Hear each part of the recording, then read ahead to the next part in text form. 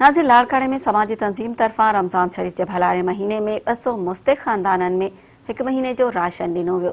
ॾिसूं था अकरम शेख जी हे रिपोर्ट। अॼु असां जेको आहे पंहिंजी तंज़ीम आहे APPS UKF ऐं होमलेस सदका इंटरनेशनल फाउंडेशन लाड़काणे जी तरफ़ां तक़रीबन 200 ग़रीब ऐं मुस्तक़ीन माण्हुनि खे जेको आहे फैमिलीज़ खे राशन ॾियूं था महीने जो हिन बरकत वारे महीने में। ऐं उनखां पोइ लॉकडाउन आहे ऐं उनखां पोइ कोरोना जी वबा आहे, ॾाढी महांगाई जो दौर आहे, गुरबत जे करे जेको माण्हू ॾाढो पीसिजी रहिया आहिनि या जेके बि सगारा माण्हू आहिनि जिन खे दिलि में इंसानियत जो दर्द आहे तो उहे कमु करे रहिया आहिनि। उन सां गॾोगॾु असां बि इहो ग़रीबनि जे लाइ जेको आहे पाण पतोड़े रहिया आहियूं।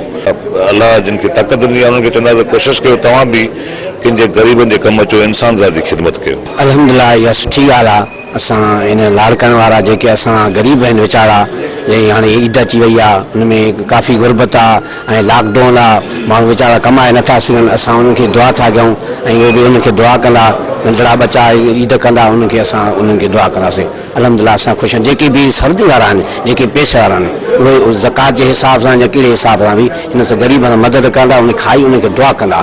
अल्लाह ताला उन्हनि खे बि ख़ुशि कंदो। 10 दुनिया 70 आख़िर जेको अल्लाह ताला जी राह में रुपयो ख़र्चो करे थो, अल्लाह ताला उनखे वधाईंदो आहे।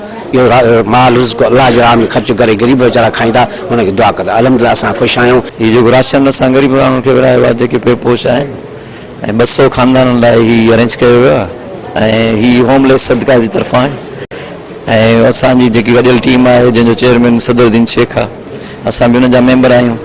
उनजे गॾियल ताउन सां ॿिया जेके बि माण्हू आहिनि असां सां गॾु दोस्त, उन्हनि जी बि हिन में साथ आहे। असां ॿियनि खे बि इहो अर्ज़ु रिक्वेस्ट रखंदासीं त ॿिया बि अॻिते अचनि ऐं ग़रीब माण्हुनि जी जेके आहिनि उन्हनि जी मदद कनि।